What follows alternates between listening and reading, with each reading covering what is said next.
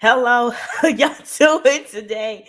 It is Kimmy Diamond, and we are here. Music Link with Kimmy Diamond content brought to you by Music Arena. So I hope that you guys are cool, are well. You know what I mean? It's hoodie season. You know what I mean? Outside it's getting cold, so make sure you got your hoodies ready. I stay ready with mine. But on this episode, this will be a very good episode, and you will find out why in just a second. Okay, so get y'all popcorns, y'all beverages, y'all drinks, and enjoy the show. Okay, now we're finna start off with bar time. Now, bar time is a segment where we talk about bars and dissecting them and just giving our thoughts out. Disclaimer, yes, we need to change around the words. We got to keep it PG-13. You know what I'm saying? So we have to do that. Now, for this edition, it's a throwback edition. We do this every once a month. You know what I mean? And just going back in times where, artists and rappers was doing their thing. So we finna go back to Rock the Bike by BD Siegel and Freeway, okay? Off a state property soundtrack, okay? The video was hot. This was around when Rockefeller was really like during the Rockefeller prime days, okay? So first we're gonna start off with Beef with Me, Enemies, Come Sleep with Me. For breakfast, guaranteed to eat this toast. Now, Freeway really did that. Okay, so I like to play on words with beef, breakfast, and toast. I just caught on to that, and I just love how he just used those play on words, and we all know what that means.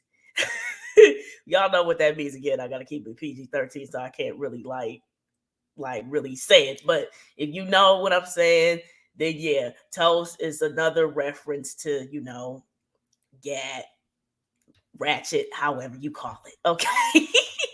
But yeah, I like that play on words that Freeway did. Okay. And then the next thing we have is the heat blasting, techno marine shining, marine fashion, backing them down.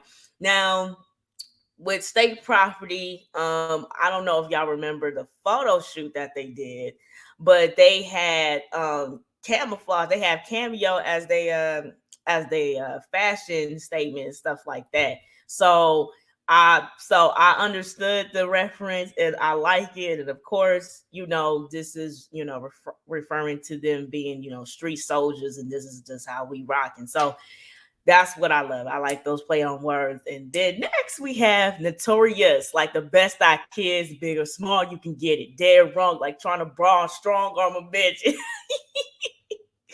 Okay, Beans is my favorite. All right, just to let y'all know that. Now, of course, this is a paying homage and shout out to Biggie Smalls, rest in peace. And the play on words he did with Notorious, Big or Small, and Dead Wrong. We know that Dead Wrong is a song that Biggie has alongside with featuring Eminem.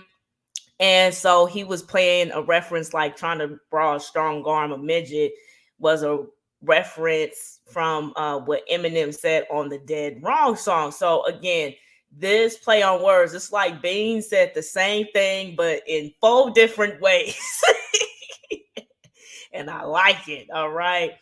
And yeah, so that's going to wrap up Rock the Mic. This is one of my favorite songs. Definitely the most memorable beat of all time. Okay, Just Blaze did that. Okay, that was one of Just Blaze's biggest popular records up to date. I don't care what nobody says. Okay, next we have Mr. Me Too. I know. Yep, yeah, you too. Okay, by Clips featuring Pharrell. I remember when this came out. This was around the time where bragging rap was really the thing. You know what I mean? Next to Jay-Z, Kanye, bragging was like the theme of rap around that time. So D-Class Asher cuts, tuck your chain up, Liberace fingers, and then just hitting Lorraine up. So what Pharrell meant by this is that listen, my jewelry is too hot. You know what I'm saying? I'm so iced out, and this is expensive jewelry that I'm rocking. So you might as well hide them fake chains them chains that get your neck green and all of that. And Liberace is a reference to like having like a whole bunch of big old rings. And Lorraine is actually a jeweler around that time. So again, example how this is bragging rap here. And then next we have Pyrex Pyrex stirs to turn into Cavalier fur. Sorry, the full length cat when I wave the kitty purse. Now, again, this was around the time where mink suits down to the floor was like a whole big thing. We see Lil Kim rocking it, Diddy around that time. So this was around that time where, furs was a big thing, and we know how expensive it is because it's made out of real fur. So yeah, and Pyrex stars turn into Cavalier first. So what he mean by that is that, since I'm in that street business, this is how I got up to here. I wouldn't have got up to here if I wasn't doing my thing in the kitchen. That's the best way I could describe it while keeping it PG. And next we have we cloud hoppers, tailor suits like we mobsters, break down keys into diamonds, sell them to the gobstoppers. Something like gobstoppers, I'm sorry. So again, reference from the last bar that I just said just earlier. Now we know that during those mobster days, the suits was tailor made, okay? And we cloud hoppers means we on jets, we on anything that you call it, business class, first class, whatever. We just own it. We just in the sky, okay? Break down keys into dimes. And we, if you know what they referring to, you know what they referring to. But that's as best as I can describe it while keep it PG-13.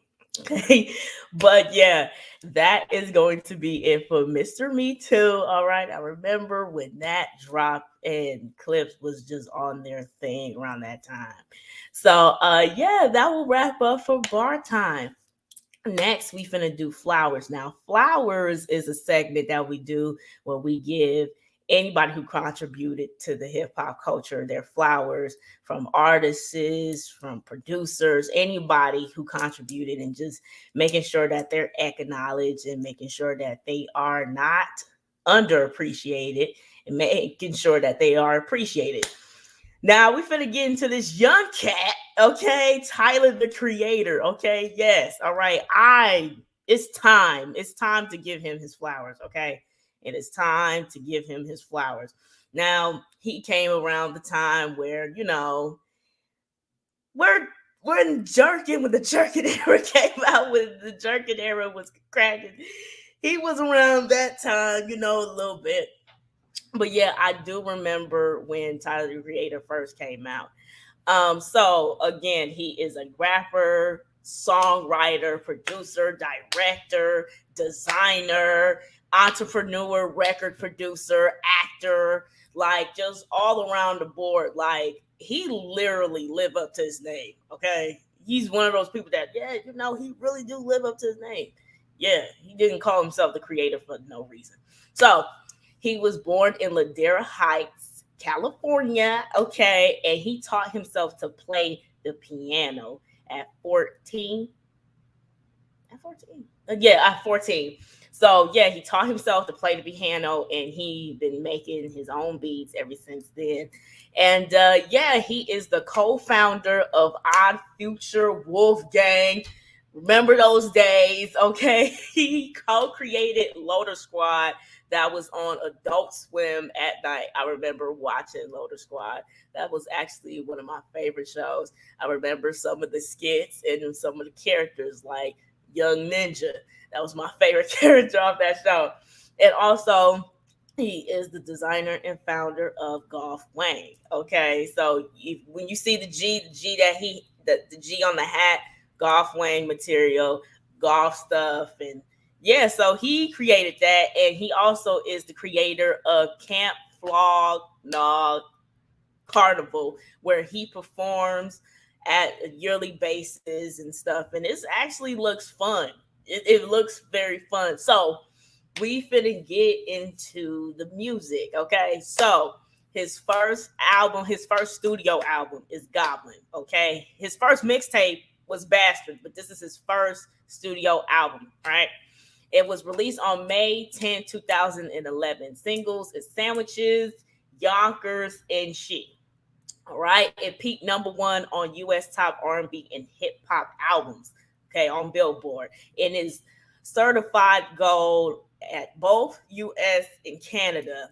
I remember when this came out, and he actually got a lot of awards, and he actually won the MTV award for Yonkers. And I remember it was at commercials, you know what I mean, from the instrumental, all that. Yonkers was like a big deal. And this was around the time where horrorcore was his genre when it comes to music. And, he was rapping about a lot of questionable things, a lot of crazy, psychotic things. This was around that phase. Okay, this is how he started. Then we finna take a leap to recently, Igor. Okay, Igor was released on May 17, 2019. Okay, single for this is Earthquake, and it peaked #1 on U.S. top R&B and hip hop albums and U.S. Billboard 200, and it is certified platinum and won Best Rap Award at the 2020 Grammy Award. Okay, so this was he got his first Grammy from this album here. Okay, now this album is totally different from Goblin. Okay, and this has a little, funk, jazz, a lot of sense to it. You know what I mean? And just a whole bunch of vibey songs. And this album is really like about like heartbreak, love, and getting relationships, and the phases of love. And I really do appreciate this album. This is my favorite guilty pleasure. I really do like this album. And of course, he wrote, produced, composed all the songs on this album. And you get features from Solange, Kanye West, Pharrell, Playboy Cardi, yeah. And, nice features. And I just love that album. I love the samples that he used. It's just a good album. So I was very happy for him when he won his Grammy. And of course, at the Grammys, he said how, how being awarded for the best rap album and being put in an urban category is kind of a backhanded compliment. Now, I know people was like, "What? You got a Grammy? Like, what are you talking about? Like, you can play it, but I understand, I get it." And of course, Tyler, he would say it. Now, one thing that I respect about Tyler is that he is very unapologetic about being himself. Okay, I know there's a lot of things that Tyler does that the next man just won't do, but that's what makes him very unique. He is his own person. And to see him evolve as an artist is just very amazing to watch, going from horrorcore to working with Charlie Wilson. Now, I love the fact that Charlie Wilson and Tyler, the Creator, collaborated. It's like a duo that we never thought would work, but worked. And they just sound so amazing when they harmonize on their songs and stuff like that. It's just very amazing. So the evolution of Tyler, the Creator, is just so amazing to see. And I'm glad that he is evolving musically and seeing him mature as a person. You know what I'm saying? We actually saw Tyler grew up from being just a kid who was freestyling. Remember the Secret Garden freestyle that he did on YouTube? Went from that to now just being a I gotta say a powerhouse. Okay, so I'm just very proud of Tyler, the Creator. So I wanted to make sure that he get his flowers. He is one of the youngest people that we actually gave flowers to. But he actually put the work in. And let me just say this: when it comes to the Tyler the Creator's, his music videos, oh my goodness, I love the concept. Every music video that you get from Tyler, the Creator, is different. Okay, and I love it. I love his creativity. I just love how his mind gets when it comes to music. It definitely reminds me back of the times when we get music videos from directed by Hype Williams and stuff like that. Like you could definitely tell that he got some inspiration by Hype Williams, and we was raised around that time. Okay, let's not forget Hype Williams did videos for Missy Elliott. Okay, let me just say that, and we all know that Hype Williams get praises and stuff like that. But back to Tyler, his music videos is just so amazing, so creative. You know what I mean? So yeah. But that will be it for flowers. Again, shout out to Tyler, the creator. Okay, keep doing your thing. Okay, and I cannot wait to see what else that you got on the table. So yeah, now we finna get to compare and contrast here. Now, compare and contrast is a segment that we do where we compare an artist to another, or a producer to another, or artists who also produce to another. And there's a lot of similarities between them, yet, however, they are different. Okay. I was saving it for this episode. I was saving it. I didn't want to go in too quick with this, but you will feel me on this. Tupac and DMX. I mean, yo, I'm just saying, like, are we surprised? But I waited for this. I had this under the belt. Now we're finna get into it. So this is the only comparison. This is the only comparison that we can do. Okay, of course they are different, but this is the only comparison that makes sense. Okay. Okay. All right. So both of them knows how to paint a picture. Okay. Songs like So Many Tears and Slipping and stuff like, they just know how to paint a picture, whether it's just emotional or from the street struggle. Like they just know how to paint a picture. And when you listen to it, you just very in tune with the song and what they saying. So yeah. And like, they talk about their struggles. Pac was, talking about the struggles, not only his struggles, but black in the black community, their struggles, like Brenda Got a Baby, police brutality, holla if you hear me. And, of course, DMX, he is very open about, his struggles. He never hide from it. He never was like, oh, I'm so ashamed. He said it, he definitely uses music as some type of therapy. They both did. And they raw and honest with no shame at all. You know what I'm saying? They have no fear when it comes to saying certain things. Okay. Like, they like, oh my gosh, you just said that. Yeah. Well, they have no shame with it. Okay. You might think, oh my gosh, it's outrageous, it's crazy, but they really mean what they be saying. And of course, they left a huge impact and legacy to their fans and to the hip hop culture, period. Okay. I consider both of these people as icons. Okay. You got to put respect on both of their names. Both of these artists will get you through rough times anytime, whether you want to party and have fun, get around, party up, or, what I mean? Like So Many Tears and Slipping, stuff like that. And they never ashamed about their faith in the Lord. They both contributed into some gospel rap. Okay, so they both did that, and they both contributed in hardcore rap. Both know that. And of course, they both cross over into acting. Okay, and they both are natural when it comes to acting. Okay, I definitely love seeing both of them in movies. And I love how they cross over, and again, not putting all their eggs in one basket. I just love how they do that. Now let's get into what makes them different. Now with Tupac, of course, when it comes to Tupac, his rap, if it's not hardcore, is either conscious, poetic, and we all know that he's into poems. So yeah, he's into poetry.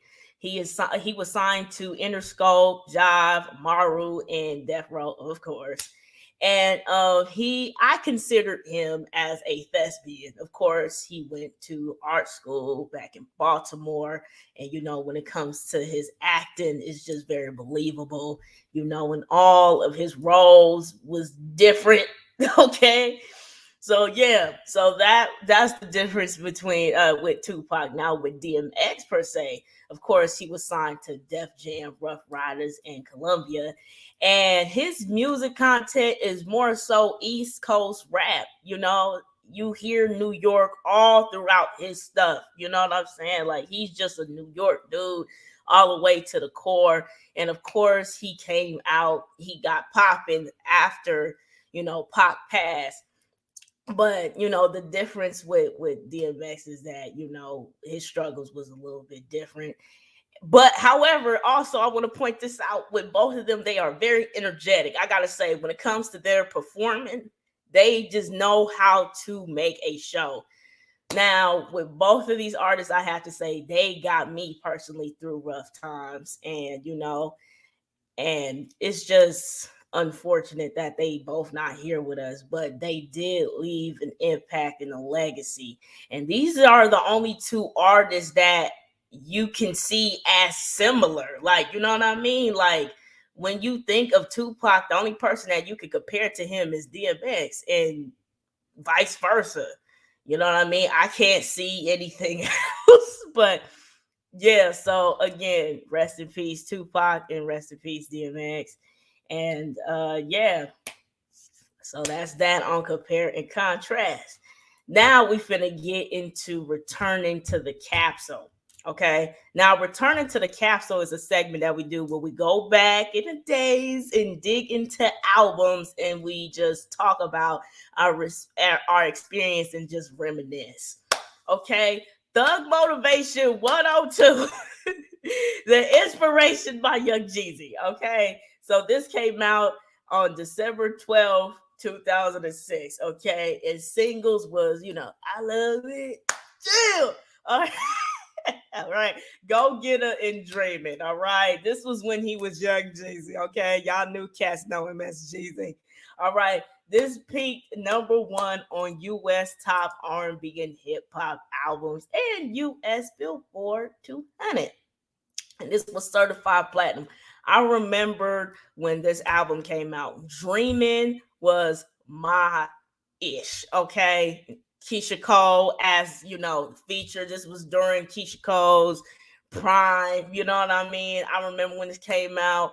I remember when Go Get It was in the club. It was even in some movies this Christmas.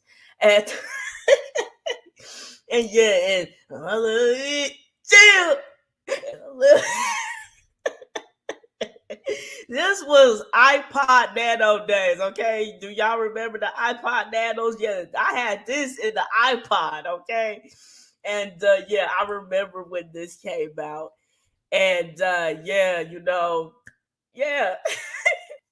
And next we have Hustlers Pome, or as you know, Product of My Environment by Jim Jones. Okay, this is one of Jim Jones, one of his most successful albums. And this was released on November 7th, 2007. 2007, my bad, 2006. And of course, the singles is We Fly High, No Lie, and you know it. Boy, okay. So yeah, that and Emotionless, okay, and it peaked #1 on U.S. independent albums and U.S. top R&B and hip hop albums chart. And again, balling. I mean, yo, man, we still saying balling up to this day. So yeah, this was a very memorable album from Jim Jones. I actually had this on the iPod too. So I remember, man. Yeah, so that's that. And then next, last but not least, we have the Blue Carpet Treatment by Snoop Dogg. Okay. So this was released on November 21st, 2006. Okay. Singles, Vato, I Wanna Love You, That's That, Candy, and Boss Life. Okay, this is actually one of my favorite Snoop Dogg albums that I can actually listen to. around that time, just the clean version. And it peaked number 2 on U.S. top rap albums and U.S. top R&B hip hop albums, and it was certified platinum. Vato, come on, I was chilling right around my way, 21st East Side of the. Okay, I remember that. And Candy, you want it? I got it. Dripping like water. You want it? I got it. Dripping like water. Ice cream candy. Okay, be coming in handy. All right. And Boss Life, I love that instrumental. And of course, Nate Dogg was on that hook. Okay. And I Want to Love You was my least favorite. But other than that, I did like this album. But yeah, so that's gonna wrap up with Returning to the Capsule. So, what are y'all thoughts? Okay, bar time. All right, y'all remember when Rock the Mic came out? You know what I mean? Then Mr. Me Too. You know what I mean? What was your experience on those songs? And Tyler the Creator, what are your favorite Tyler the Creator's creations? Okay, do you shop at Golfway? Do you like Igor? Or you still on the Goblin stage in your life? And Tupac and DMX, what are your favorite songs by the two? Or what's your favorite movie that they was featured in? And Return to the Capsule, what's your favorite album that I said so far? And what time did you remember around those times? So yeah, that's going to wrap up for this episode. It has been Kimmy Diamond, and that is Music Link with Kimmy Diamond. Content brought to you by Music Arena. And I hope y'all guys have a good day, and I hope y'all enjoy this episode, and I will see y'all on the next one. Bye.